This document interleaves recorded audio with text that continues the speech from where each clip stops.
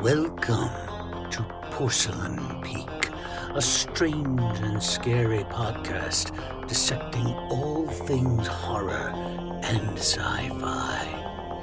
Here are your hosts, or what's left of them, Tone, John, and Anthony.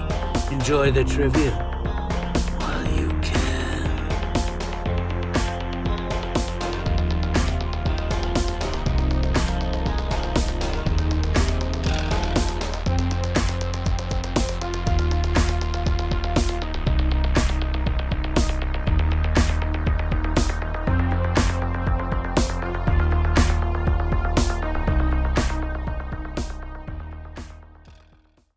Hello and welcome back to Season 4 of Porcelain Peak. Episode 29. Wow! I can't believe we're halfway through already. Over halfway through. Yeah. That's pretty wild. Anyway, Living on a prayer. this week for Chop Talk, we're going to share some trailer news and a little bit more. Then we're going to play trivia, still doing Pass the Popcorn. For our main discussion, we are doing a redemption. I watched the Amityville Horror. John watched Phantasm, and Anthony watched Don't Look Now. And then for our final cut, we are prepping for next week, and we watched The Witch. So we'll go ahead and get started with that chapter. Why don't you take an axe and chop it open? Hey, John. Hey, Anthony. How you guys doing? You're already, the audio listeners were confused early on, and now you just confused everybody because you went in the wrong order. Yeah, I was already having an identity crisis, and now... You're like, now I don't know what to do. Yeah. I'll answer. Okay. I'm doing pretty well today. A couple days ago, I had a day off, and I was excited to get some things done, and I was like preparing everything, and I was like, all right, so I don't want to go get coffee because I've got shit I need to do, so I ordered coffee from Starbucks. And it gets there, everything's fine. You had it delivered. I had it delivered, and so I had a breakfast sandwich, and I had coffee, and I went to go those breakfast sandwiches. So when they deliver them now, they have a little cardboard thing that they put inside a bag, so the cup will sit in there, and then they tape it shut like they do for every like DoorDash, Uber Eats, whatever delivery. And so I tear the stickers open, but one of them is kind of left hanging there.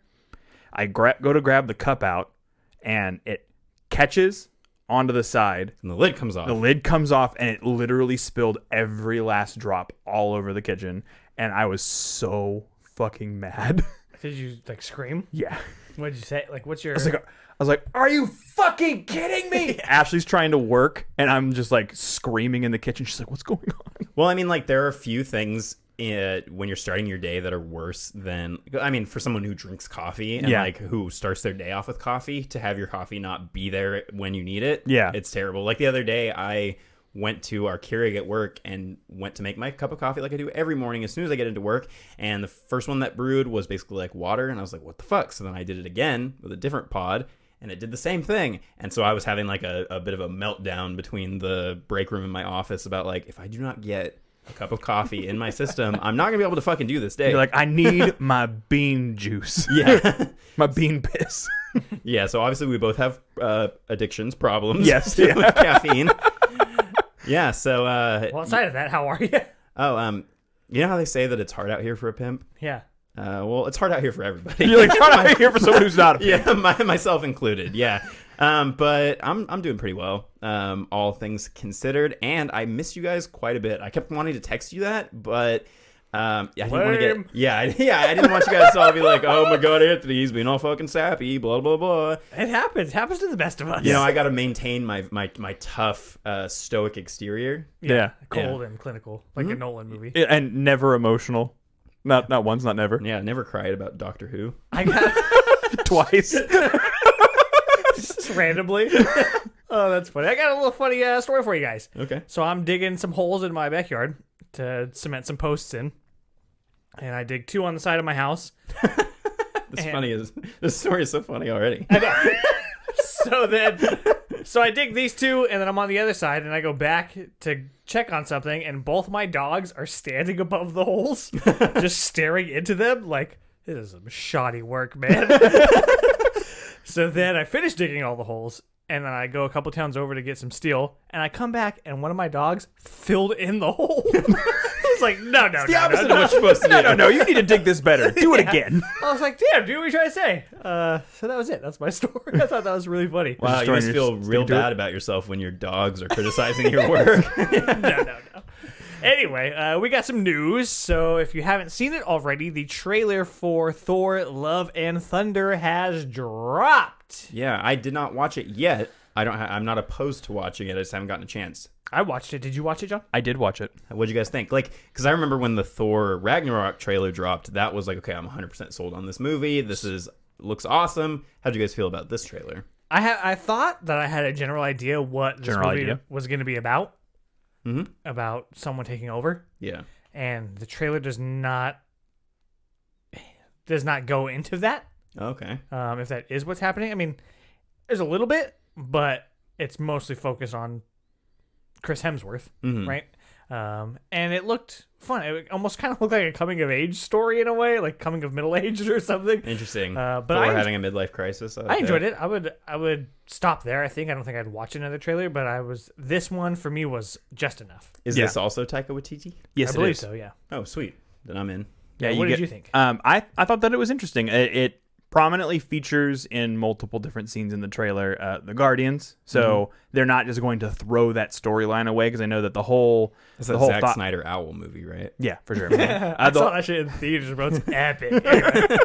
The whole thought that before they announced Love and Thunder was that they were going to do the Asgardians of the Galaxy and have him be involved in that. Doesn't seem like that's the way that they're going now, but they are going to find a way to put a bow on that storyline before they move on. Is that a real story? Yes. Because I thought that was just wordplay that you came up with. Nope, that's a real story. Does sound like a Johnism, right? It does, yeah.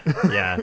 I'm excited for it. The thing that I've seen that I think got me like really on board was the posters, the 2 posters that have come out, because one of my biggest like pet peeves about Marvel movies is that the posters suck so much ass.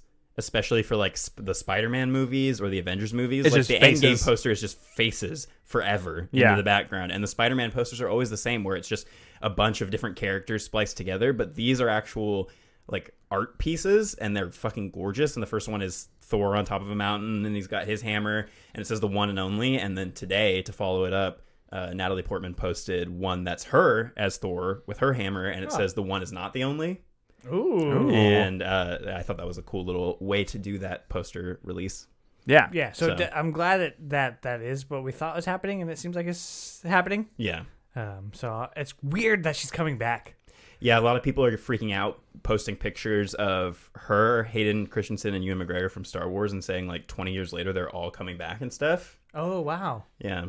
So That Hayden is weird. Christensen, on a little bit of side news, said that in order to prep for coming back for Obi-Wan Kenobi, he not only watched all of the Star Wars movies again, but he also watched Clone Wars and Rebels. So that he would have a better understanding of how Anakin's character was fleshed out in that material, which I think is super awesome, because I know a lot of people are way more attached to that version of the character than the version that he played. So, I don't know how much of that is going to translate into what he's doing. They give that guy a hard time. But I don't think that it was his acting that was necessarily the problem. I think that a lot of that was the writing. Yeah, I think we're definitely on record with that. Yeah, well, and then also something that I wasn't aware of is that apparently he's only going to be playing Darth Vader when Darth Vader is like unhelmeted. And that it's going to be like stunt people and stuff doing it for the different things like they've always done Darth Vader, which is interesting. So we'll get to see Hayden Christensen's face and see him acting, which is what I was like, it's cool that he's in it, but if we never see his face, what's the point? Is he playing Anakin in the Ahsoka show? Just as regular old Anakin? No, because I think that show is also going to take place like with Rosario Dawson's older Ahsoka, so he'll be Vader by that point. Okay. Yeah, but he is going to be in it. Okay, cool. Yeah. So the news that I have is I got a little Twitter DM from friend of the show, Richard Oakes of Dark Fable. Him and Adam Leader, another friend of the show, they directed a movie called Hosts that we saw, I want to say it was 2 years ago, so the very beginning of the pandemic. They gave us they gave us a screener for that film, and we interviewed them, or you interviewed them, and it was a fantastic time. And they apparently have wrapped shooting and are currently submitting a film to festivals right now called Feed Me. Which stars, I believe, Neil Ward. Yeah. Yeah. Who we've kept in contact with here and there. Yeah. This is really exciting because if any part of this movie is as good as that dinner scene from Hosts, that blew us all away. I know. I still think about it sometimes. It's so good. Then I think it's going to be awesome. And I love that we've kind of had the opportunity to have this here and there relationship with these guys where they were cool enough to actually reach out to us on Twitter, which is a place that I'd never check for any reason. Yeah. So the fact that you, I saw later that we got emails about the messages, and I was like, well, at least somebody's on it, because that would have been a shitty missed opportunity. But yeah, I mean, like I said, I loved that we had that interaction with them, and then at some point in time, they'll come back on the show again, and we'll probably cover the movie. Like I said, the actual poster, which you'll probably see on screen here if you're watching the YouTube version, it looks fantastic. I'm very excited to see how this turns out, and I'm excited to see what they do next. Yeah, me too. I'm looking forward to it. So for my news, I just have a few small pieces. I sent you guys this article, but Frank Langella was apparently a part of the Mike Flanagan Fall of the House of Usher show that was in production. He has now been fired halfway through production for inappropriate conduct, which is sad for a multitude of reasons. One, because I thought I liked Frank Langella, but apparently he was harassing some female co-stars on set. With that being the case, I don't know if this is going to delay the show, but they're going to have to all the money in the world him, basically, and refilm all of his scenes with a different actor. Hopefully they do that and don't do what they did with Tig and Crystalia, because that was rough. From what I read in the article, it is going to be recast and reshot, so it's not going to be, something that I thought was interesting, because I didn't even know these existed, is the Fangoria Chainsaw Awards are coming back for 2022, and they are going to be broadcasting live on Shudder May 15th at 7 p.m. Eastern. And they're David Desmalkian from Suicide Squad and Dune. He played Polka Dot Man. He's going to be hosting. Nice. And then Joe Dante, Jim Cummings, Brian Fuller, a bunch of other people are going to be presenting. And I had no idea these existed, so I'd like to tune into them. Yeah, we should cover them on the show. Yeah, I was like, I didn't know there was a horror awards show. It's Fangoria. What was the date again? It is May 15th. Yeah, Cool. Maybe we could live stream it with it. Ooh. We'd have to look into that, but Okay. John? I'll put my people on it, aka me. Did they say who they're recasting for House of Usher? Mm-mm. Okay. Yeah, I don't know if it's been decided yet. Chucky season 2 began production officially. Yeah. Not that it's news, but it says here Brad Dourif returns as the voice of Chucky, which duh. But I did see that Don Mancini posted today on his Instagram him on the set, so it's happening. I'm super excited for it. And then the last bit of news I had, which may only be interesting to me, but there is a documentary coming out from Alexander Philippe, who did the Memory Origins of Alien documentary, which I thought was great, and the Leap of Faith William Friedkin documentary, which I also thought was great. He's coming out with a Lynch/Oz documentary, which is going to be about how David Lynch's career was influenced by The Wizard of Oz. Wow. Sign me up. Yeah. Those all sound fantastic, actually. Yeah, so I am 100% on board for that. I was actually going to make a Lynch comparison when I come to talk about my movie, Don't Look Now, so I thought it was cool that a little bit of Lynch news came up. But that's all I have for this week. I mean, we should also talk about the weather in LA. All right, that's going to wrap it up for Chop Talk. We'll go ahead and get started with that trivia.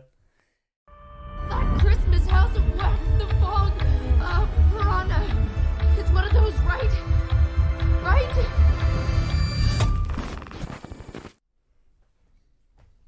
Tossing the ball and then you smack it out. Not in my house. John, sing us a song. You're the synthesizer man. That's a little tie back to our bonus trivia episode. Check that out if you're on Patreon. Your trivia tune this week is Trivia.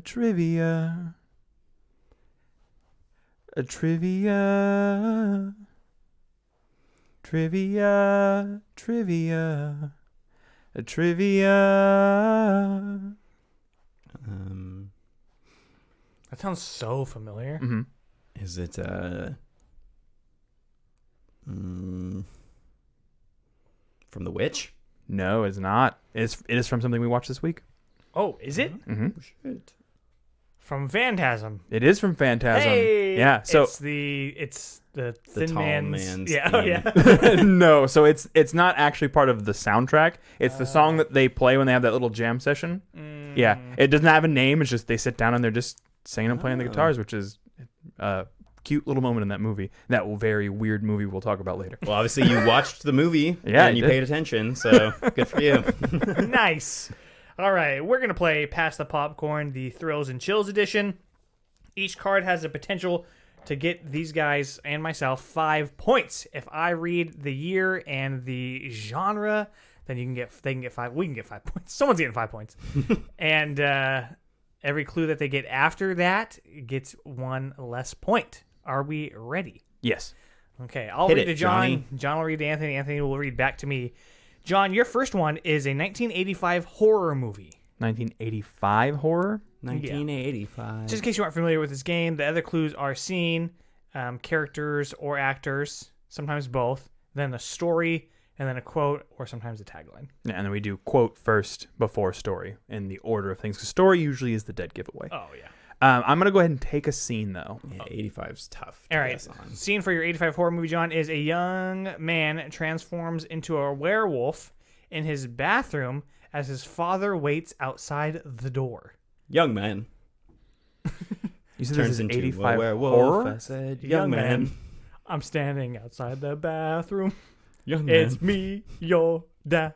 is this, you said 85 horror, though, specifically? That's what it says, yeah. That's what it be saying. Based on the scene, I'm going to ask you a question. I'm going to say, do you feel like this is an apt judgment of the genre? Not necessarily. This is where we get loosey-goosey with the trivia. I mean, because I'm going to say if it's Teen Wolf, then it is a very poor judgment of the genre. Okay. Is that your guess? You can't... Hypothetically, if it were to be Teen Wolf... Well, I need the answer to that question. Is that your guess? Final answer, dun-dun. Because the only other thing it could be is The Howling, because it's obviously not American Werewolf in London, I don't think. I'm going to take the next clue. Characters. Okay. Michael J. Fox as Fucking Teen Wolf. As Teen Wolf. and Boof Marconi. It is Teen Wolf. That is correct for A Gentleman's 3. Yeah. I'll take the that. genre really fucked you on that one. Yeah, it sure did. And then you have a 1987 thriller. Give me the first clue. A woman comes home to find her daughter's pet rabbit boiling in a pot on the stove. Wow. What was the year? 87. Wow. Let me see. Pet rat boiling on the stove. Rabbit. Rabbit. Rabbit? Like a rabbit. a hopping one? Yes. Like an Easter rabbit? Like a bunny. Okay. Like a hare. Not a Can you think of tortoise. any others? Not a tortoise. Huh? Tortoise. No A tortoise. lupine creature. I think that's a dog. Like a wolf. Anyway. No, I'm trying to think. I'm honestly trying to think because I'm like, I think I may know this, but I'll have to take the next clue. Glenn Close as Alex Forrest. Michael Douglas as Dan Gallagher. What the fuck movie is Glenn Close in besides? You good, Sidney Prescott? Yeah.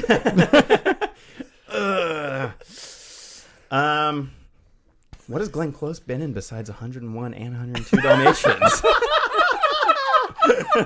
Hillbilly Elegy or something. Yeah. Eulogy? Yeah, pretty sure it's eulogy. Whatever. I don't know how to read.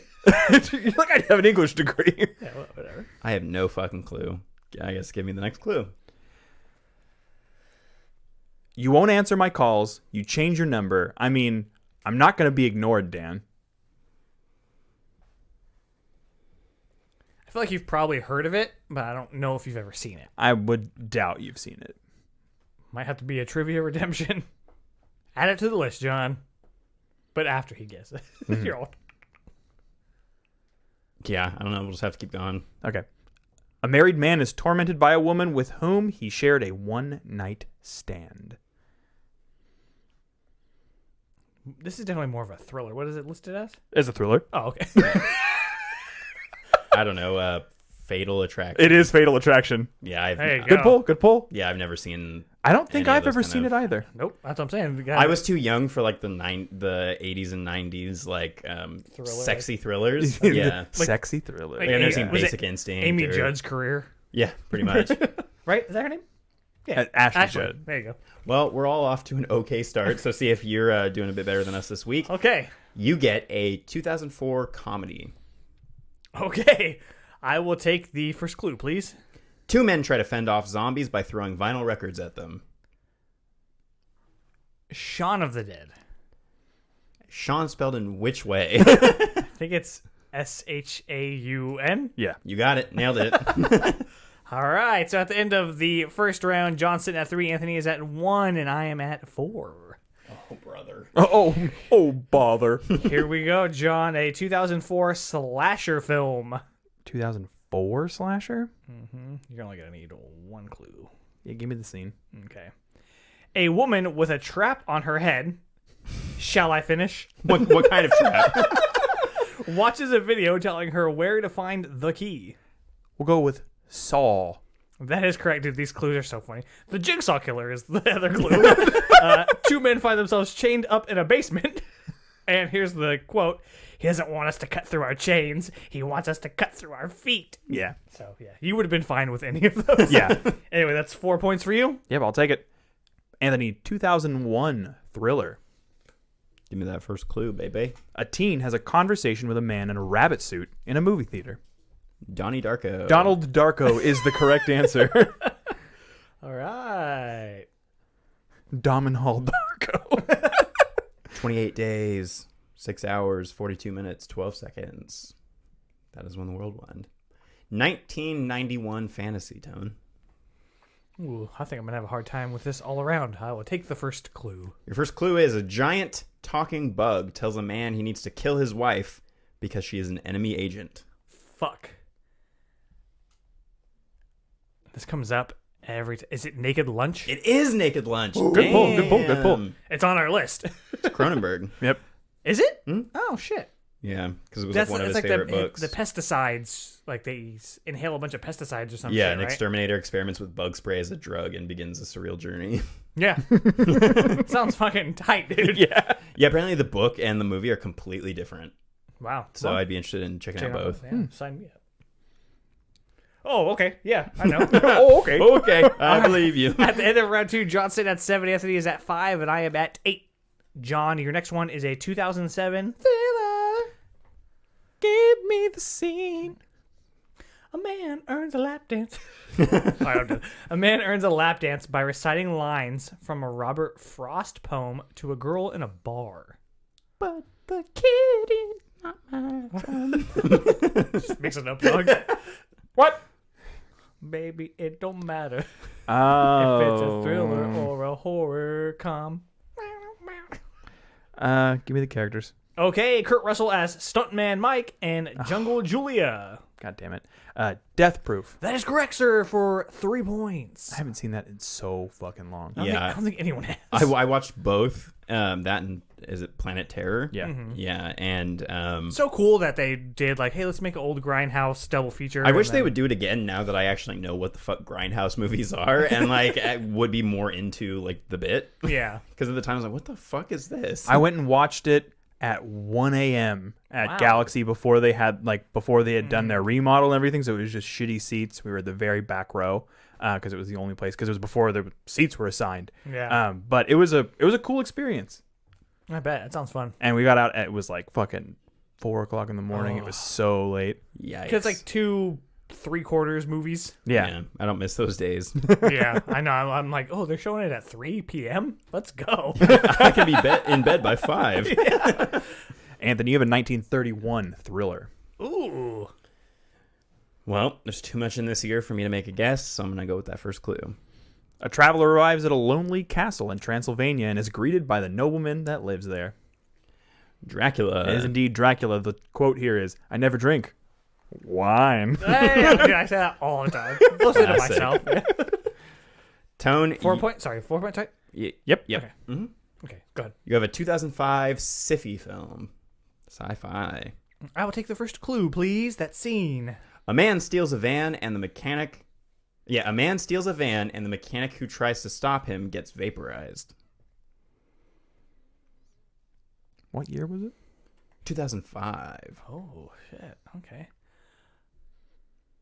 Let's read it. A man steals a van. A man steals a van and the mechanic who tries to stop him gets vaporized. Why does this feel so familiar? He's all Because it is. A man steals a van. I just like hearing you say that part. And the mechanic. The man with the plan steals a van. On the sands. Ooh, how many points? Fuck me. Okay. You can sacrifice some. All right. Yeah. Give me the characters, I guess. Characters: Tom Cruise as Ray Ferrier, basement recluse Harlan Ogilvy. War of the Worlds. It is War of the Worlds. For 3 points? Mm-hmm. Okay. We're on the back. At the end of round 3, John is sitting at 10, Anthony is at 9, and I am at 11. Okay. A little bit closer Yeah. game. That gap is closing. Okay. John, your next one is a 1979 sci-fi movie. Oh, I want to rip this. I want to rip it so bad. Do you know the risks? Beyblade it, bro. But Beyblade it. How do you get the biscuit? You got to risk it. I was pointing at him. I was like, You bake it? You bake it? You put it in the oven. You put it in the oven. You open the can and it goes boom.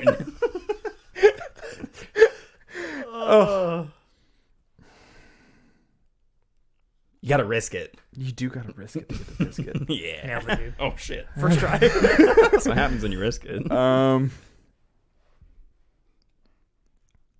Fuck it. Alien. That is correct. Yes. For a 5-pointer. Hell yeah, brother. I was sweating for you. Yeah. Good job, buddy. Let's try this being happy for you thing we were talking job. about. Yeah, I'm so fucking happy for you. Doing the Arthur hand. He's on the cards. He's on the cards. You have a 1981 comedy. Do you agree with this? If Comedy is loose. okay, Very if I loose. can't get it from the first clue, I would say horror. okay. Yeah. What's the first clue? First clue is a man walks up naked in a cage at the zoo. Say walks up? Wakes up naked. Sorry. From 81. 81.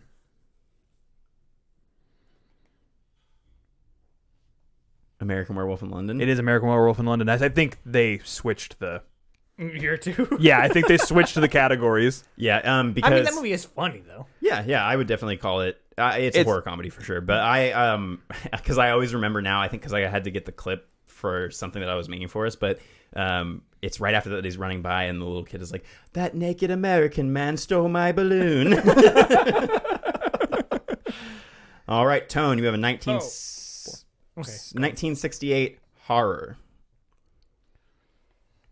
68? Mm-hmm. Ooh, I'll take the first one. Almost 69. Hey, so almost nice. Your clue is the lone survivor of a zombie attack is mistaken for a zombie and shot.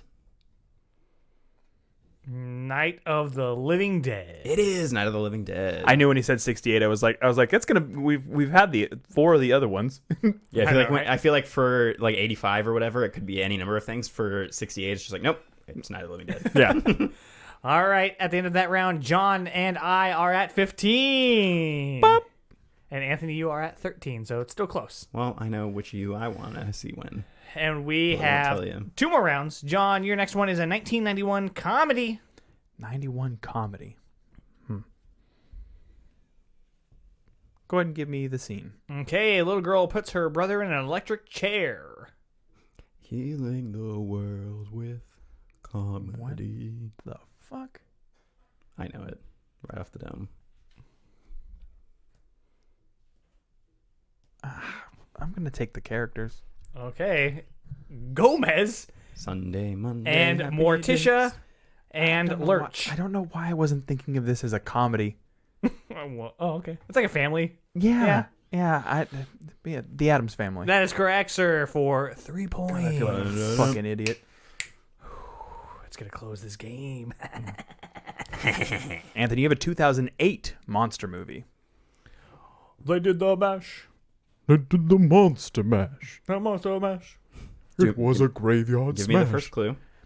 While escaping down a dark subway tunnel, a group of friends is attacked by bug-like You knew it was creatures. this one. You knew it was it this Yeah. time because Yeah. last time it wasn't. Yeah, Cloverfield. It is indeed Cloverfield. I was like, yep. Yeah, as soon as you said it, I was like, I know it's Cloverfield, but I can't risk it for this biscuit. All right. I using that correctly? Risk it for the biscuit? That's the first time I'm hearing of it. But it sounds right. All right, cool. I like the rhyming. Yeah. I'm learning. Tone, you have a 1992 horror film. I will take the scene, please. A woman crawls through a medicine cabinet and finds herself in a killer's lair. Candyman. Candyman? Nope. No. It is indeed All Candyman. right. Candyman. At the end of that round, John is at 18, Anthony is at 17, and I am at 19. And we're moving into the final round. John, you have a 1978 sci-fi movie. 78 sci-fi. Oh, give me the scene. A man discovers a hairy humanoid body in his basement and notices that it has no fingerprints. Like this. No fingerprints.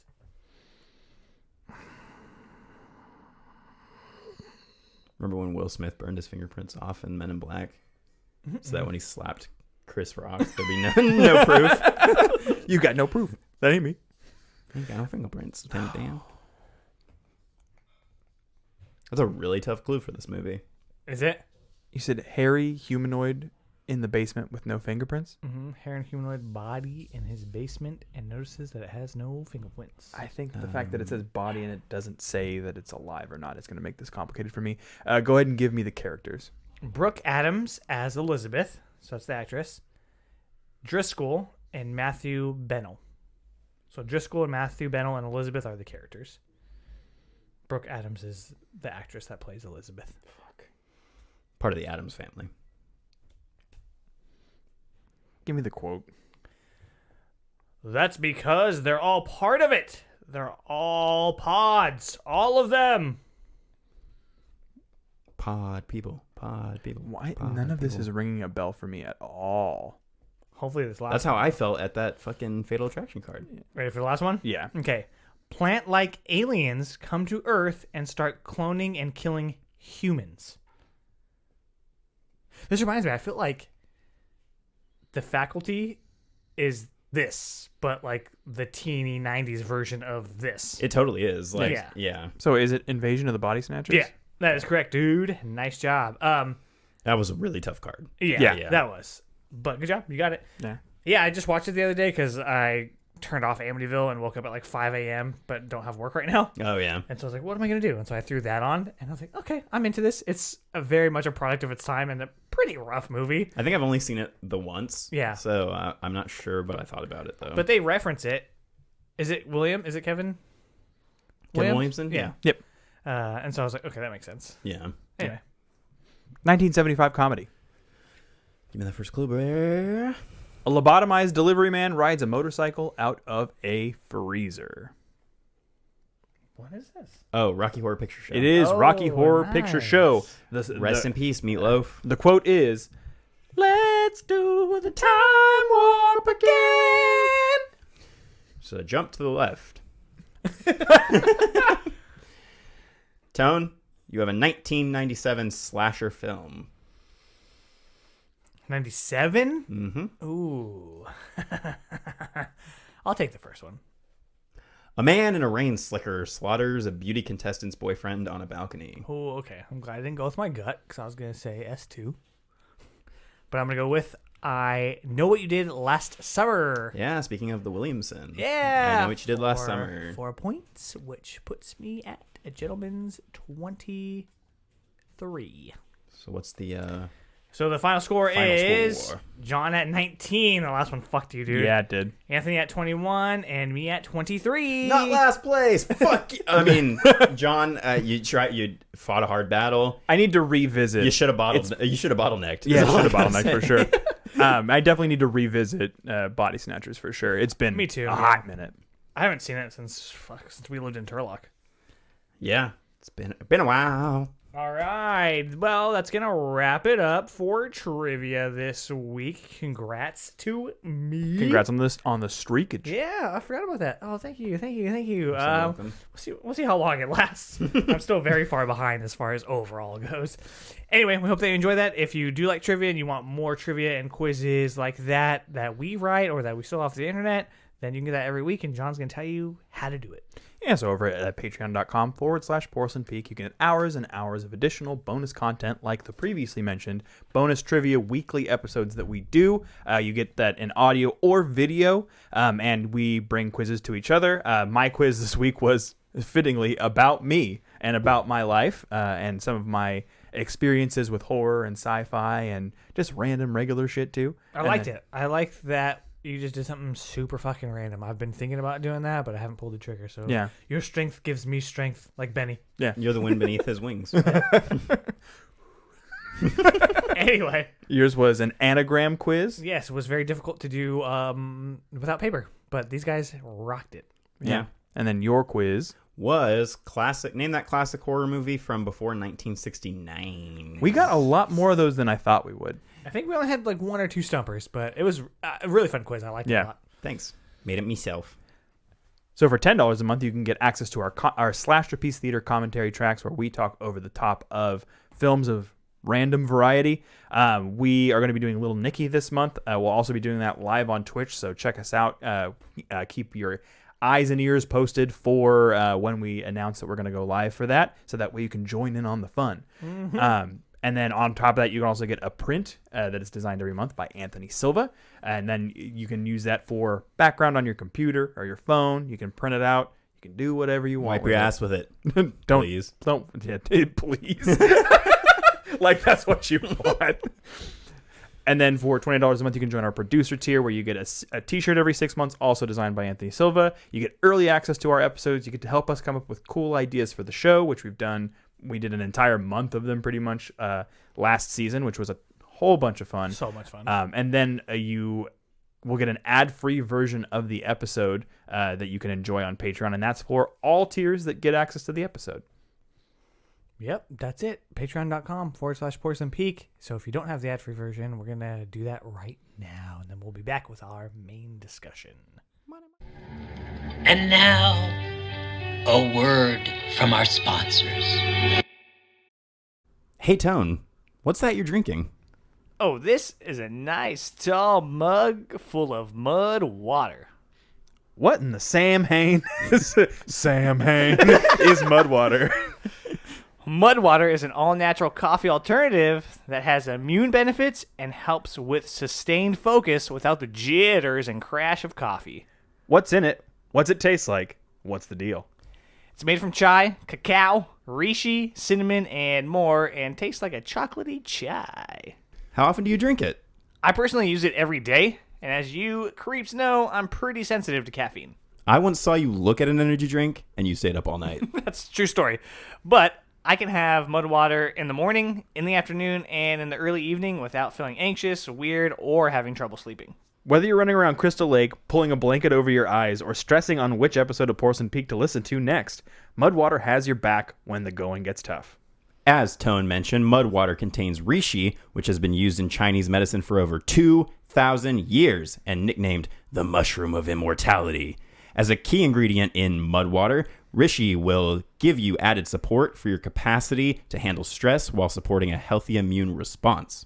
Check out our affiliate link in the show notes to get Mudwater, creamer, sweetener, even a frother if you're feeling froggy, or go for the starter kit like I did, which includes a killer recipe booklet.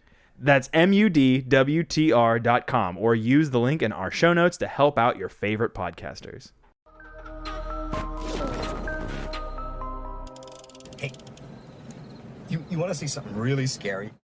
For our main discussion this week, we are doing a horror redemption. If you don't know what that is, that's where we put together lists of movies that we have shamefully not seen in the horror and sci-fi genres. We have done this several times. I think this is our 6th horror redemption, I believe, if I am not mistaken. I can do math. Yep. And so we put together a list, and I think these are the final ones on this round of horror redemption. So we watched the movie that we shamefully should have seen already and give our review on it. That is correct, yes. So I watched the Amityville Horror, John watched Phantasm, and Anthony watched Don't Look Now. So let's dive in. We just want to go in triangle order? Yeah, let's do triangle order. Sounds good. All right, so I watched Amityville, and I believe it's from 78. I believe so. And I thought it was rough. I legit put this movie on. This is with Brolin, right? The elder Yes. Brolin? Yes. That is his dad. Is that correct? James Brolin. James Brolin? Yeah. So I watched this And and I was Margot Kidder. like, I'm pretty sure that that's his dad. Yeah. And then I watched that Outer Range show. Yeah. And he looks very similar to him in that show specifically. And I was like, yeah, that's his dad. Does he have a shirtless scene like Ryan Reynolds does in the remake? The dad? Yeah. Oh, yeah. He's just walking around without it. He's Nice. pretty cool. Yeah, it's been a while since I've seen it. So you were, what, bored out of your gourd? Yeah, and I hate to say it because I'm always nervous going into classics and ones that are like on top of lists for people. Well, that you especially have one to like this watch. that has such a legacy, for better or worse. Like, That's the thing too, but I feel like it has a legacy in name. It doesn't have anything to do like the more it's that not the because this sequels movie go is on- good. It's mostly the attachment to like the Warrens and the true story shit. Yeah, so I mean, it's pretty boring. And I even saw one of the Rotten. I know Rotten's not like the whether or not a movie's great or not decider, but the score is pretty bad for this and for I the want to say remake. it's 30%. And I think the remake's like 17. Oh, I thought you were talking about the music for a second. Okay, yeah, that makes sense. What? You said the score. Oh, that's funny. But it just doesn't feel like it goes anywhere for a really long time. And this might just be because I haven't seen it when I was supposed to, I guess. But The Conjuring is this movie done well. Well, and The Conjuring 2 literally opens in Amityville at the Yeah. Amityville Horror. And yeah, because I think that this very basic haunted house story has been done so much better in things like Poltergeist is for me the main example of like, it's this movie, but better. There are scenes that I keep thinking like, oh, that's from Amityville Horror. And I'm like, nope, Poltergeist. And then I'm like, oh, I love that scene from nope, Poltergeist. Yeah. But they're just better. There are movies that have done this better. And I haven't seen it in a long time, but I remember liking, this is one where the flies go all over the priest, right? Yeah. Yeah. I remember that being a scene that I thought was cool. That's like the first 15 minutes, maybe. Like, it happens quick. They spoofed that in one of the scary movies, I'm pretty sure. Might be why I remember it so well. I guess what I really appreciated, if I have to pull something out, because I don't want to just shit on it, is that there are so many movies like The Conjuring that pull from stories like this, and even like Paranormal Activity, that those movies wouldn't be what they are, which I enjoyed, at least at the time, without this. Yeah. And I know that. And so that I was like, come on, you got to get through it. And I tried like 6 times and I could not. I just fell asleep. I was like, this is not good.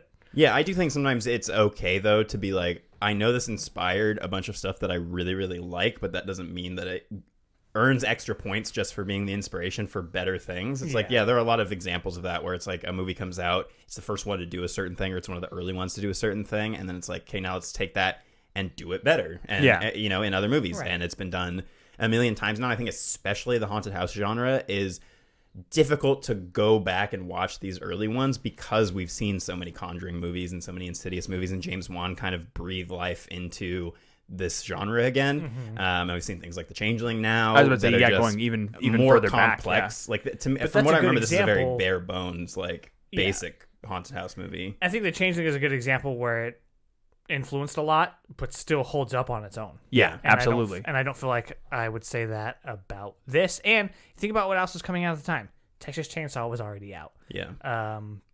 There's other stuff. Halloween is right there too. It's right there, and it's like, and Black Christmas was already out. And it's like I would much rather watch those again than watch this again. Like I don't. Yeah. It didn't do.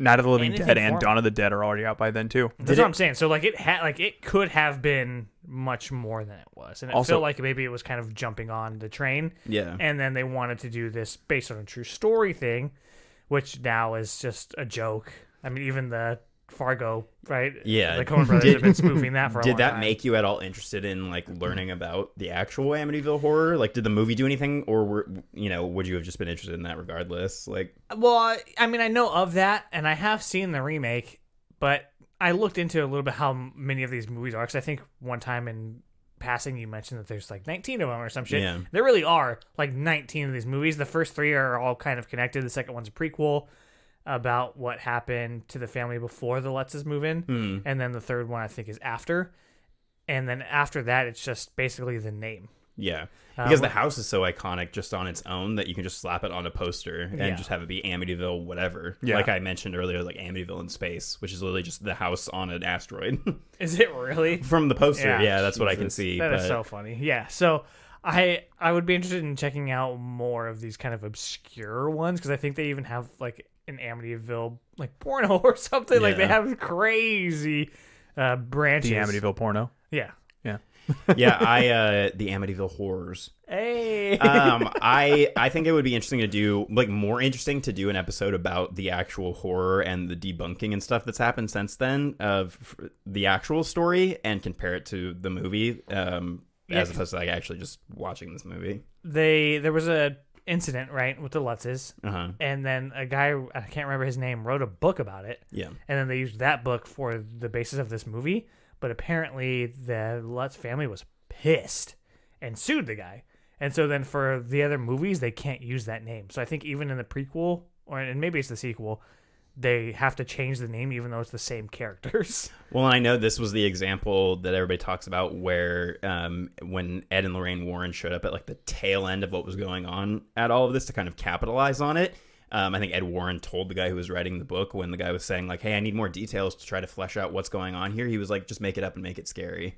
Yeah. So he was just like, just make it scary, make it sensational. And it's like, okay, well, you're all a bunch of fucking frauds, but the kid, I believe, is still alive, and he claims that weird shit did happen. Yeah. It's just not how they wrote it or filmed it. So I don't know. I mean, like I said, I was pretty bored. They do address all of that in The Conjuring 2, though. I just watched it last night, which is why it's so fresh in my mind. But they have an entire scene where they're sitting on a TV talk show, and there's a guy saying, like, hey, you know the whole Amityville thing is a fucking hoax, and, like, you guys are frauds, and they're having to defend themselves. And I'm like, oh, they actually address that in this movie, and then go on to just make them fucking superheroes. Did you still enjoy it this time around? I find myself enjoying the Conjuring movies less the more I watch them. Really? Yeah, this one dropped a half star for me from 3.5 to 3. I still love James Wan, but I think I'm more of an Insidious fan than I am a Conjuring fan because... Hot take. Yeah. But anyway. We can go ahead and move on to Phantasm. Well, let's rate it. Let's our rate gambit it. of questions. Well, right? yeah. So why do you think it took you so long to watch this film? It's not at the top of my, like, you gotta watch these because it's not really a slasher. There's not, like, a main antagonist to latch onto as far as, like, there's a Freddy or there's a Jason. There's just fucking Brolin. Yeah. I guess. And I saw the remake, and so that was my first exposure to, I think, Amityville in general. And I was fine with it at the time because I was, a kid. And so I just never got around to it. I didn't really care. And I'm not mad about it, to be honest. And I don't think, because I know that you want to ask, like, does it deserve its place in the lexicon to be a miss or whatever? I don't feel shameful at all. If you haven't seen it, I honestly don't even recommend it. Like, it doesn't. Would you recommend watching the remake above watching this one if you were gonna choose one or the other? I would need to see it now as like a 30-something, to know and to really form an opinion on that because it's been so fucking long.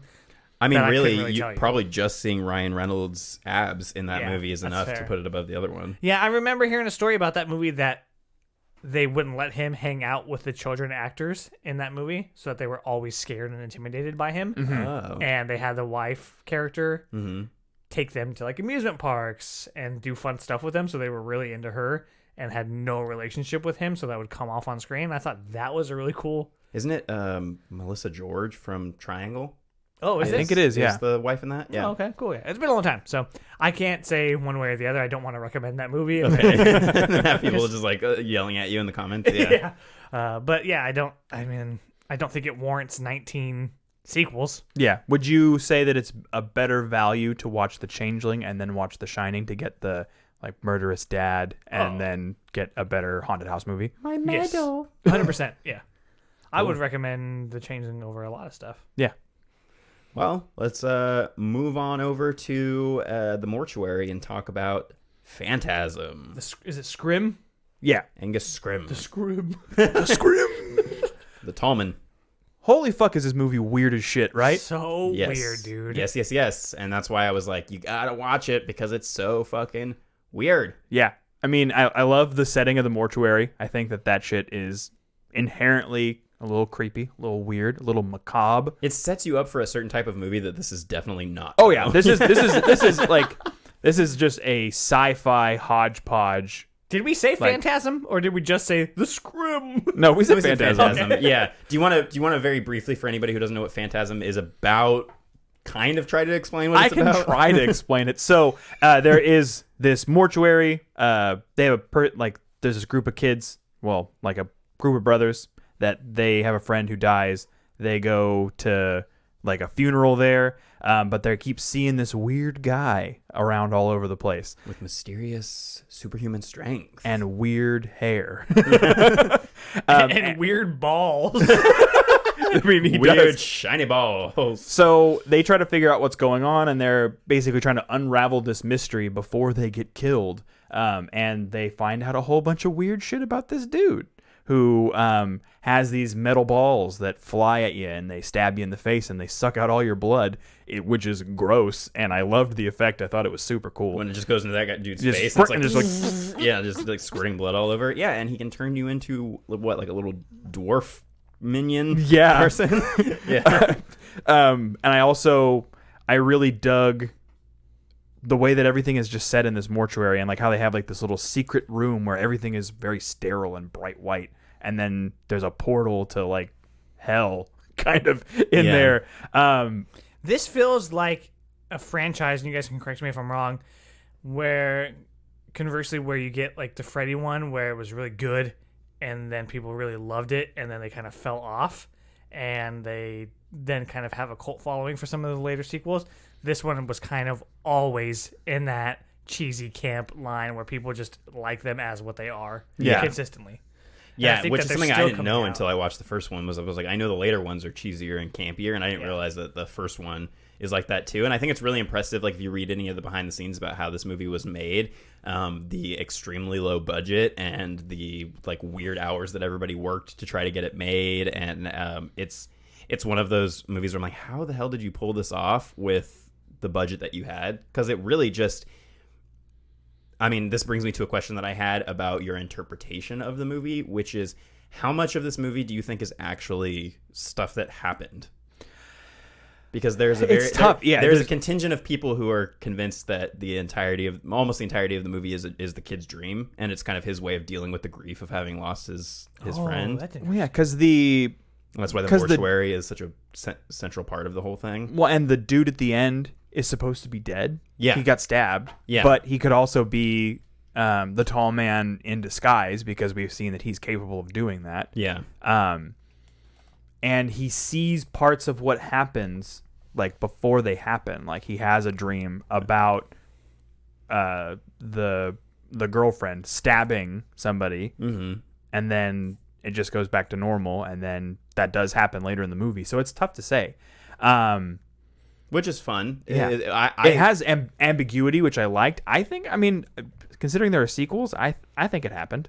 I think that the concept of them being like an alien race that is like trying to slowly but surely take over the world, body snatcher style, is fun and interesting, and I'd prefer to live in that world. It could be something like where it wasn't supposed to have happened, but they wanted to make sequels, so they're like, all right, that really happened, now let's make sequels. Well, I would be interested, because I think it's Don Coscarelli, the director. I would be interested to watch the sequels, because I'm pretty sure he said explicitly that it is supposed to be a dream in his interpretation, and so I'm curious to watch the sequels, because I know the sequels do similar things where they like switch out characters with no explanation, or like do weird stuff where it kind of seems to push the idea that this is all some sort of like dream state that he's in or whatever. So I haven't seen any of the sequels, just the first one, because after watching that I was like, okay, that's enough Phantasm for a while. Minute, yeah. I mean, if it were just a dream, I mean, it would still be a cool movie, and I do think that it does have some of those tied in themes of grief and loss, which I think is a little ahead of the curve. I mean, if you think about it, especially considering it is kind of like a quote unquote B tier horror movie. Definitely. I mean, I think that having those types of themes is not common, especially in that space, in like the low budget, 80s era type stuff. It was all a dream. I used to read Graveyard Magazine. So do you think that it deserves its spot? Are you shamed? You know what I mean? Like, are you glad you watched it? How do you feel? So I am glad I watched it. Honestly, I didn't watch it for so long because I didn't know it existed. That's fair. So I didn't have a whole lot of shame until the show, until I found out so many people were into it. And I was like, oh, maybe I should have seen this. Maybe I should have heard of this. And now that I have seen it, I do think that it has value. I mean, it's not going to be on anyone's like list of like the greatest horror movies of all time, unless probably. you're J.J. Abrams. Yeah. Because he did the remaster, and also that's why Captain Phasma is called Captain Phasma and is shiny and silver. Yeah. In Star Wars. There you Because go. of Phantasm. Either way, I mean, no one's gonna say that it's the greatest movie of all time. That like it's an absolutely perfect piece of cinema. Unless you're J.J. Abrams, who Yeah, based this character. Let's move on past this. Just get stuck in a loop. But as far as like B-movie cult classic horror films, yeah, this definitely is up there. It's it definitely has like Evil Dead kind of vibes to it, as far as just like really leaning into the weird shit. And getting inventive because of the constraints that you're under, yeah. Yeah, I think all of those things are great, and I think that the Tall Man is a creepy character and is done very well. So, I mean, like I said, it had some legit scares in it, and I had a good time with it. Awesome, yeah. So you're saying after your top tiers, Freddy, Mikey, Jason, and those fucks, you think this is kind of at the top of the list for like secondary slasher horror movies? I would say that it's in there, yeah. I think that, like I said, it has a ton of value. I would say I would put this above like an Angela from Sleepaway Camp. Would you watch the other ones? I mean, I'd be interested. I would dip the toe into the second one and see how I feel about it, and if it's no good, I just pull the ejecto-cedo. Fair enough. All right, let's go ahead and get started with yours. Don't Look Now. I'm very curious because I did not get a chance to watch it this week, and it is on a list for me. Not a shameful miss, but definitely one I want to watch. Yes. Have you seen it? I watched it this week. Nice. All right. Cool. And this one has Donnie. Yeah, Donald Sutherland, it's so weird watching movies that he is incredible in, and then watching movies that Kiefer is great in too, and being like, those guys are related. Yeah. Weird. Yeah, and Julie Christie, directed by Nicholas Roeg, which I brought up to you guys, was the same director as The Man Who Fell to Earth. So once I realized that, the way this movie is put together and edited, it makes made a ton so of sense, much yeah. more sense. Yeah, very similar vibes.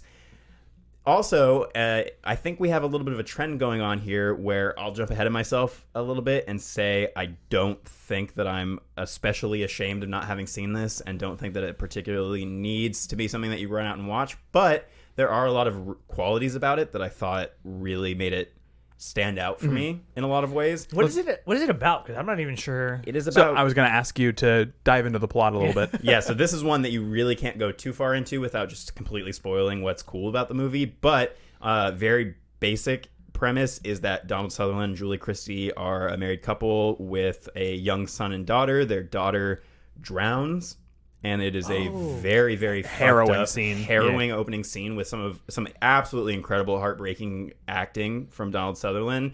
So their daughter drowns, and then the movie skips forward a little bit. The husband and wife are in Venice. Donald Sutherland is restoring an old church, like the mosaics and things in an old church, and weird shit starts to happen, and he starts to think he sees his daughter running around in her little red coat around the town, and there's some spooky psychic stuff going on.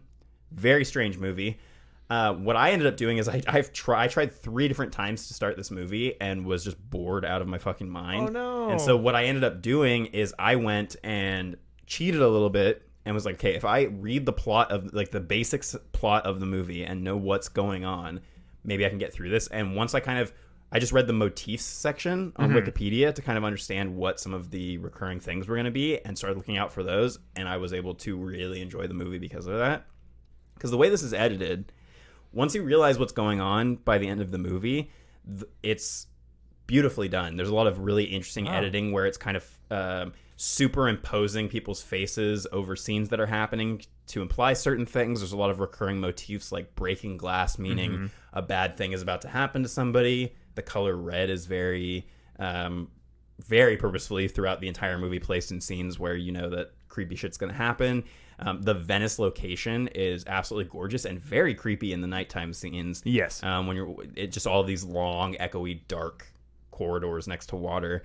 There is a serial killer at some point going around, and kind of has like a giallo sound to it. So that's what I was going to say is this was very obviously heavily inspired by giallo, and that's something that I was like, oh, obviously, and I looked it up, and it was.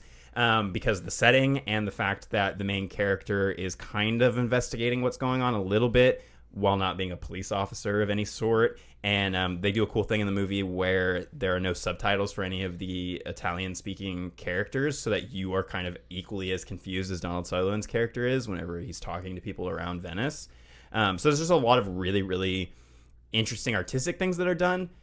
I would just say that the eventual reveal is super fucking bonkers, and off the fucking that, wall, man. Like malignant bonkers? It's not quite not that quite, far, but I mean, it's not a far stretch either. It's definitely one of like the craziest. Well, could be a far stretch. Yeah, it's definitely one of the. That's another thing too is I knew what the twist was a long time ago. It got spoiled for me in some context. I don't remember, but so I knew what that twist was, and so it was kind of like building up to it and trying to see how that made any sense. And I don't think that the story fully comes together in a way that makes it like, oh, you gotta rush out and see this. But there are parts of it that I just can't spoil because you haven't seen it that are really fucking cool. Like the psychic stuff with the premonitions and the way that all ties in is really well done. And you definitely get the rug pulled out from under you with both of the. There's a couple reveals at the end, and you get the rug pulled out from under you with both of them. I would say that the things that really stood out the most to me, besides the technical aspects, were that Donald Sutherland and Julie Christie gave great performances, especially with a movie where the horror is mostly about the grief of what it's like to lose a child and how that affects two people's marriage. They feel like a married couple, and there is a sex scene that is... I was going to ask you how you felt about the fucking 4.5-minute sex scene. Wow. It's, well, I mean, I felt a certain way in certain places about it, but... I read about how controversial that scene was, and the fact that it's edited to where you can see them getting dressed after, like it's intercut, is specifically because nobody wanted to not give the film an X rating when they saw that, because it pushed the boundaries a lot for a sex scene that was filmed at that time. Yeah. Like they had very specific rules in the US about like you can't see him thrusting in and out of her, so he would have to like cut when Donald Sutherland's ass was up here to another shot, and then when he cut back he'd be down here, and you have to fill in the blanks about what's going on. But yeah, it's a very explicit sex scene. Yeah, it's very racy. And to me, it helped sell their relationship, and it made it feel like they were a married couple. And it even got to the point where people were saying like, oh no, they fucked for real in the scene. And Donald Sutherland and like his publicists and the director had to come out and say like, no, no, we're very professional here. Yeah, that's not what happened. Like that's how convincing I wore it was a cock for sock, people. all right? Yeah.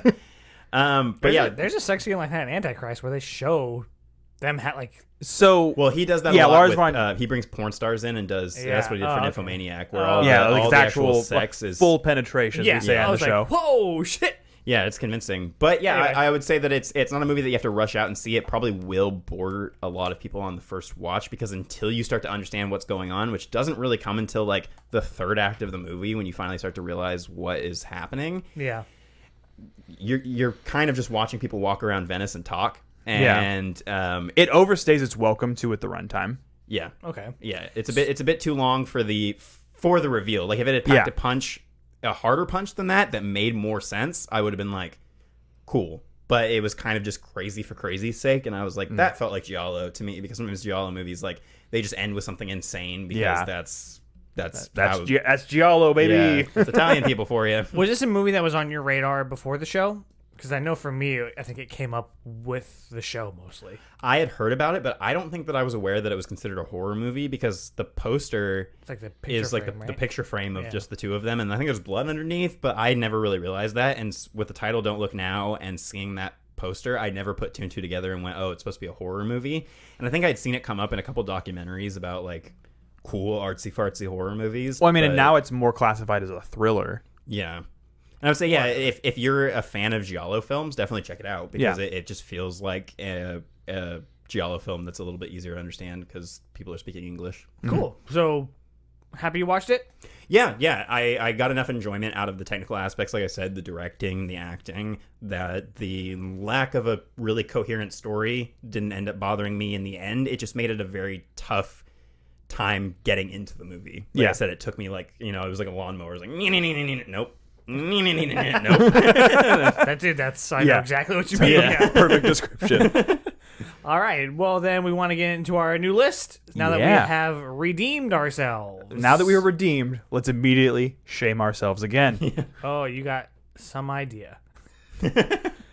All right. I am going to start us off with Silence of the Lambs. Have you never seen Silence of the Lambs? I've seen enough bits and pieces that I feel like I Cultural know the movie. osmosis. Yeah, but I've This never is your lead off? sat down and watched it like straight through. I've seen Red Dragon or whatever the fuck. I've seen Hannibal, and I've watched some of the show. Yeah. But I've seen it. I know what the basic. I've seen her get fucking nut on. Like I've seen.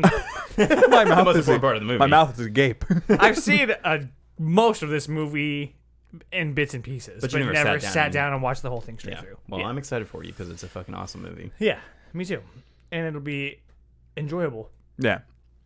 So, my number one on the list, or my number 3 on the list for this new round is a very, very popular film outside of this country, The Wailing. Ooh, okay. Hell yeah. Cool. So, I've heard this movie is one of the greatest horror films ever made. It is amazing. Yeah, so I'm very excited. I believe I went all non-English speaking films for everything on my Nice. You list went with this the week. theme too. So did Yeah. I.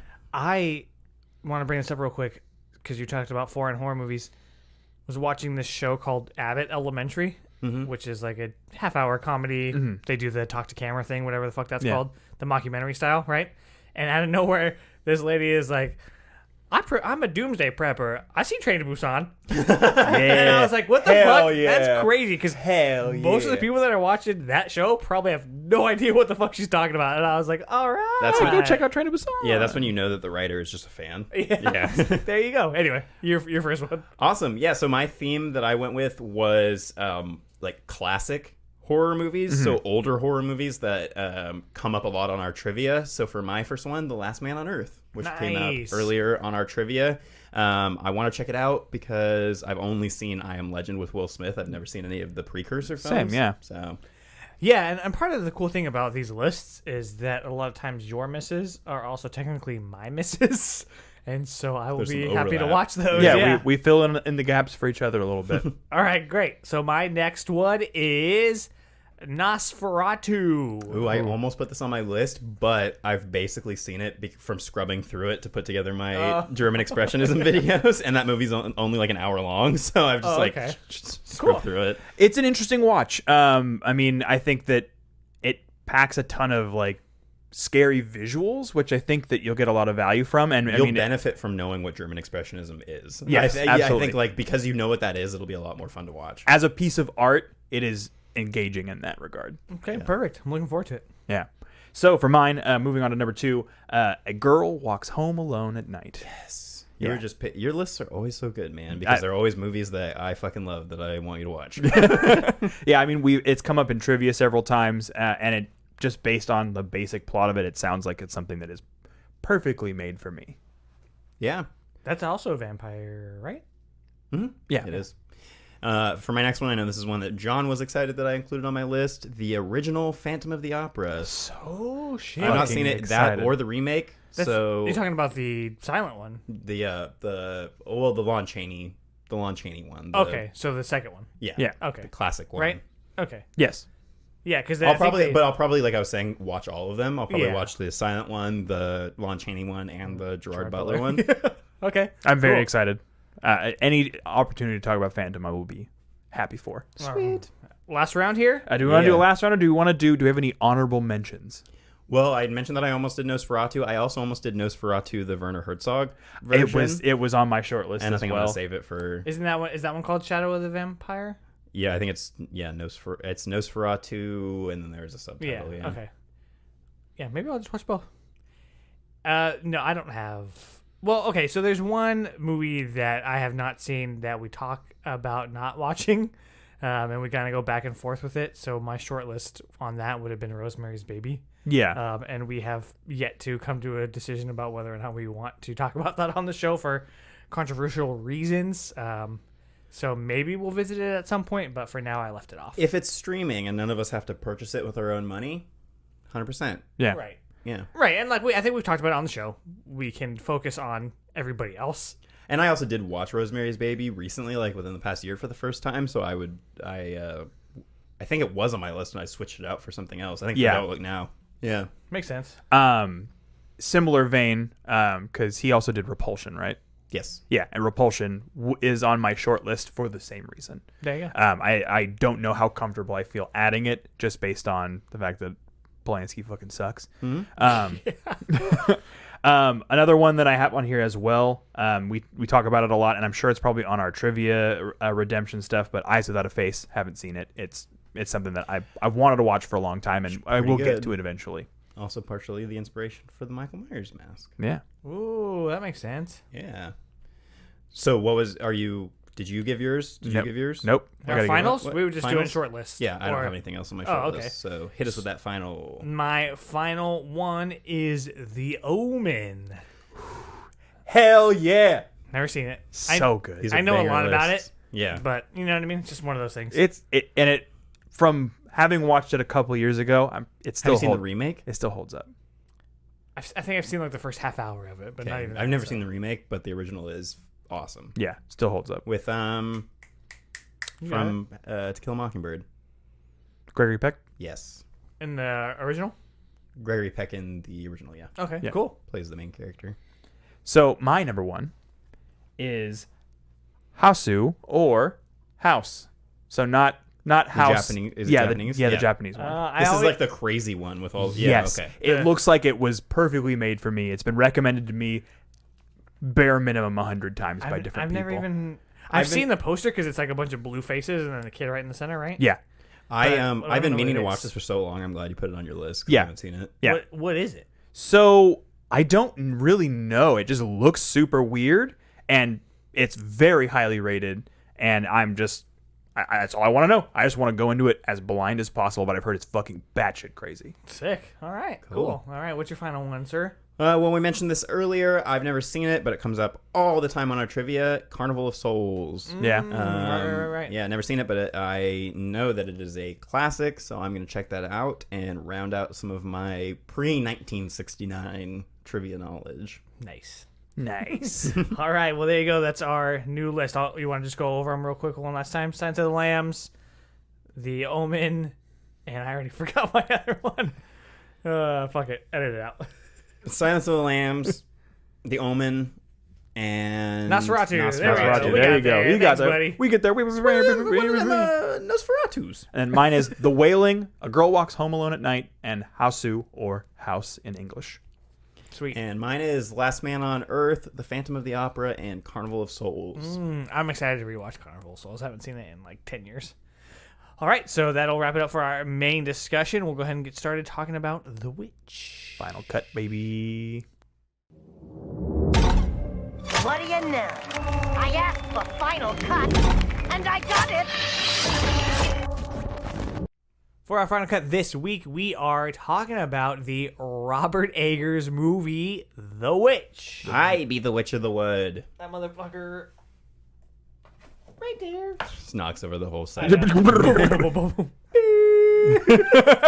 So I think a good place to start with this conversation would be, and I think we've told the story on the pod before, but Yes, sir. our experience seeing this movie, because we saw it together, didn't we? We did see it together on a double date, Yeah. randomly, and I don't think any of the four of us enjoyed it very much. Yeah, this was the first, I think, A24 movie that I walked out of going like, I don't know if I like A24. Because this was probably my first exposure to them making a movie that is now known as classic A24 style, which is slow, mostly built on things like dread and going into like the emotional conflict of a family as opposed to like really frightening imagery. But when there is frightening imagery, it hits hard and has a good impact. But yeah, when we walked out of this, I was like, that movie sucked. Well, it's also difficult because Robert Eggers is notorious for making films that use proper dialect for the time period. He's very period specific and does a whole fuck ton of research to make those things as flawless as they can be. And that's makes why it... he directed Ginger Snaps, because he's period specific. Yeah, exactly.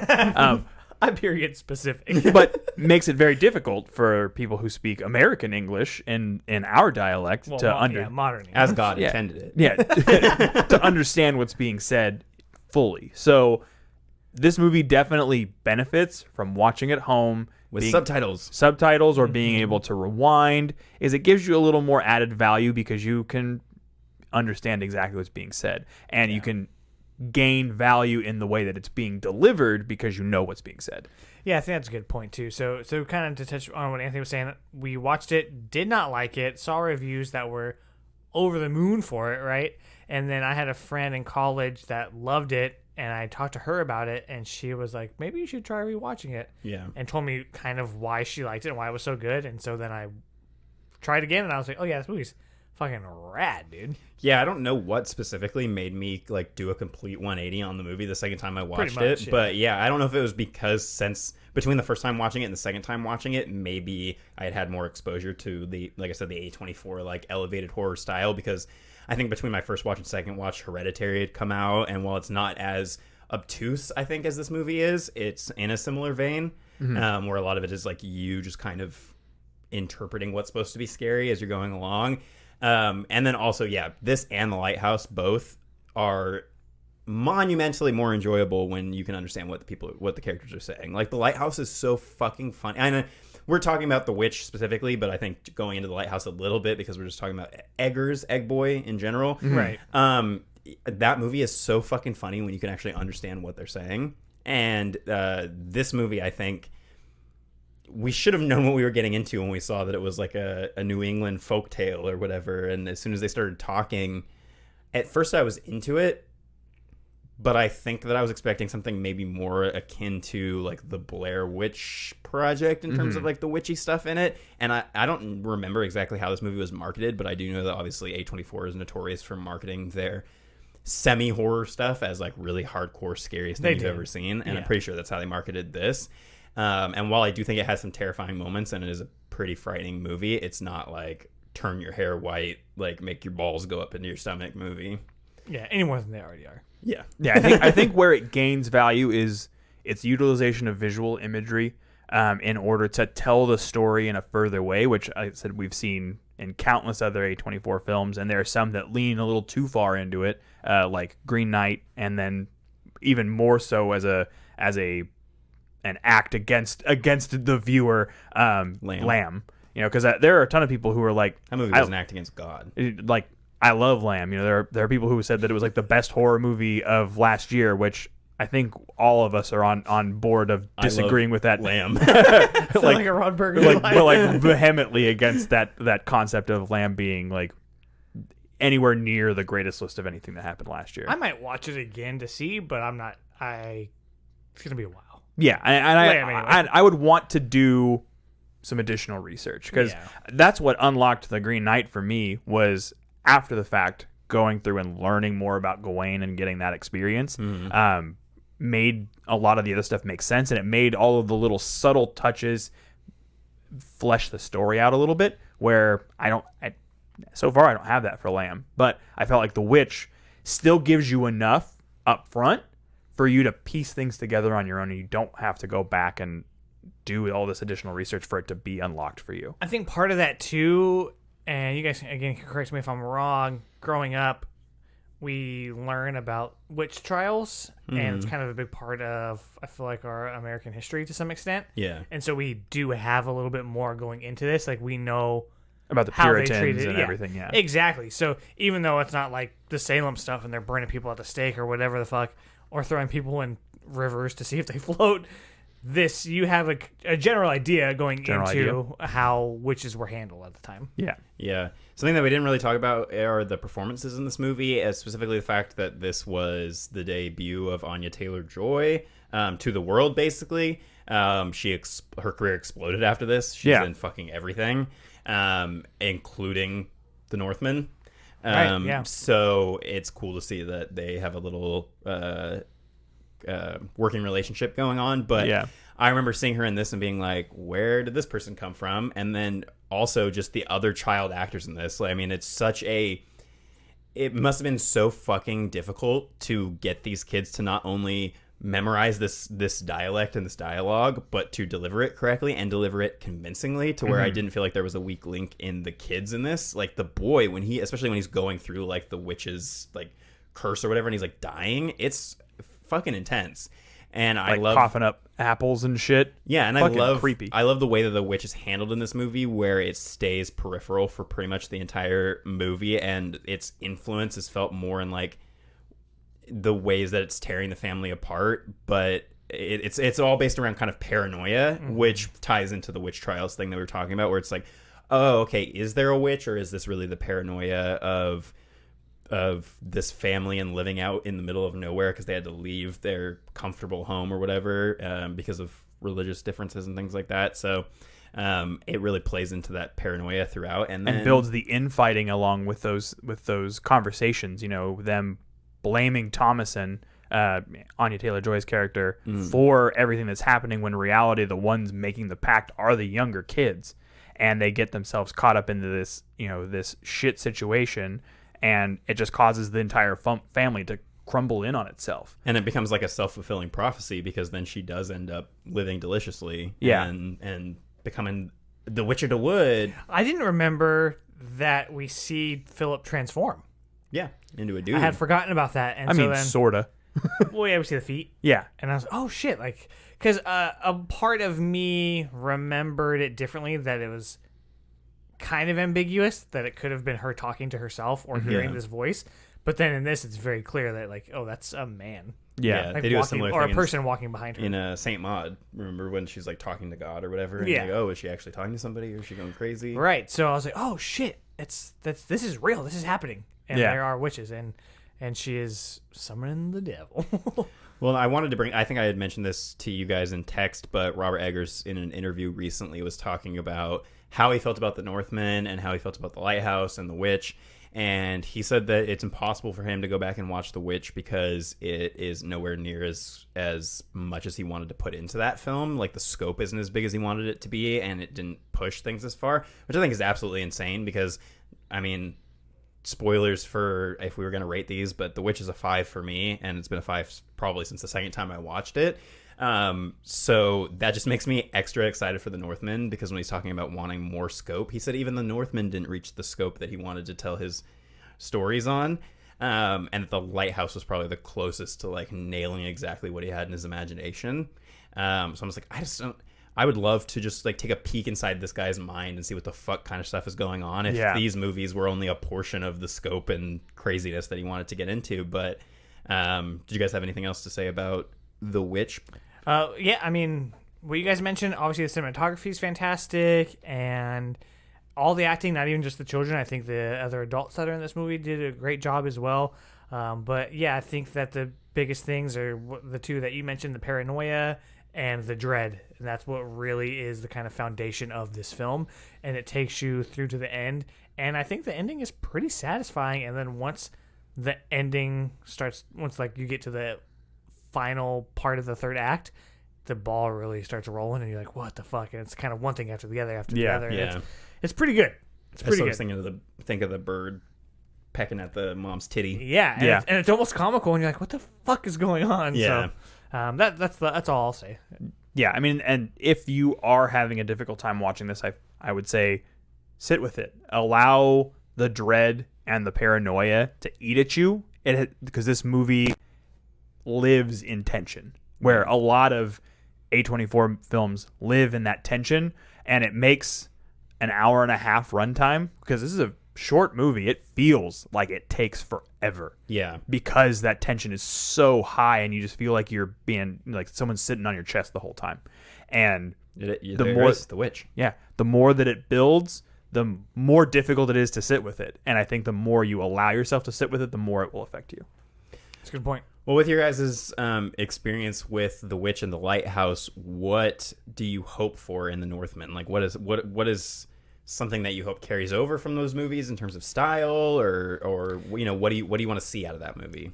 I don't have a ton of familiarity with, cause it's like Norse, right? Yeah, Norse mythology. I don't have a ton of familiarity with that, so I'm excited to see that kind of Viking approach to or what Eggers does with that Viking storyline. And I hope that it continues with being period accurate. Mm-hmm. It seems like, I mean, even with the Lighthouse, can't understand a fucking word anyone says. Yeah. Yeah. So I'm looking forward to that, and I'm kind of looking forward to seeing Bjork. Yeah. As like I don't have a ton of familiarity with her music, but I think it's cool that he brought her in to play a witch. Yeah. So. Yeah. I mean, I think that Fassbender is going to be excellent. That's one thing that I'll expect for sure, right? See that? Fassbender? Are you talking about the main guy? Skarsgård? Skarsgård is what I meant. Oh, I was like, hell yes, Fassbender did No, this too. Skarsgård is what I meant. Good-looking blonde white guys. Yeah, Easy to confuse, got mixed up. Yeah, Mm-hmm. yeah. Skarsgård is going to be fantastic as he is in many things, and I think that it'll be a really interesting film. I think that this one it's supposed to be a little longer. I want to say it's supposed to be like 2 hours and 10 minutes, somewhere in there. So a little outside of our typical wheelhouse, but I do think that if you're going to tell something that is period accurate in this kind of a thing and have kind of more of this like grand like war type shit going on, I think you're going to need a little more room to build action in order to help carry on the rest of the story, and I think that this will do that well. I think that's kind of a worry for me that he's stepping out of the A24 realm and partnering with somebody else, because I feel like A24 gives their creators a lot of control, and I'm hoping that whatever studio he's with now does the same thing, because we've seen studio interference fuck stuff up. Yeah. Yeah, from what I've heard from early reviews and from what I've heard from what he's said, it doesn't sound like that's the case. It sounds like it is, cool. a Robert Eggers movie with all of the glorious visuals and creepy shit. And yeah, I kind of want to see a movie that's somewhere maybe in between like The Revenant, because it's a revenge story, a dark, dreary revenge story, somewhere between that and The Green Knight, like right in the middle, to where there's enough of that kind of like ambiguous visual storytelling, but then also this maybe a little bit more straightforward revenge story to kind of pair along with it. And from what I've heard from early reviews, that is pretty much the case, is that it has all of that amazing like The Witch or Lighthouse imagery in it. So I'm just very excited for a smorgasbord for the eyes from Mr. Eggers. Yes, so if we didn't mention it, just so that the viewers and listeners know, we are going to be talking about The Northman next week, and that's kind of why we wanted to revisit The Witch. I think we have a Lighthouse episode. Yep. So we weren't going to cover that. Yeah. So we wanted to do The Witch, and then now we'll talk about The Northman next week. Anything else we want to say? I think we're also going to be talking about Moon Knight next week, right? Yeah, it should be 2 episodes. 2 episodes of Moon Knight. Try to squeeze 2 episodes in if we can get it by time of recording. But we'll do episodes, I believe it's 3 4 and 4. That's 4 and 5. 4 and and 5. 5. Yeah. Okay. For Moon Knight next week, and then like I said, the Northman. So check that out as soon as you can, because we're talking about it. Anything else? I think that about wraps it up for this week. All right, guys. Well, in case you don't know already, I've been Tone. I've been John. And I be the Witch of the Wood. And Internet Darling Anthony. Thank you so much for listening. We will see you next time. Keep it creepy.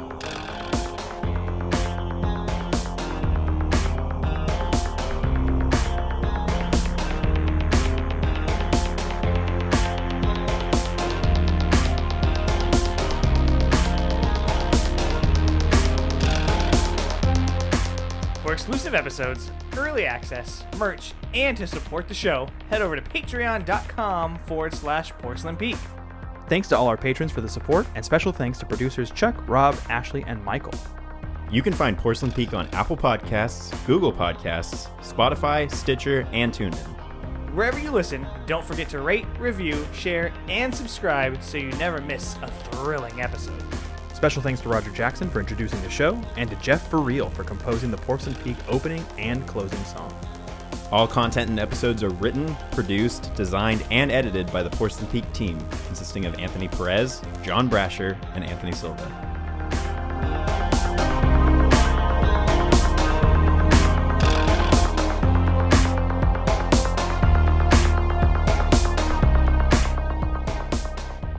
This has been here words for Weirdos Production.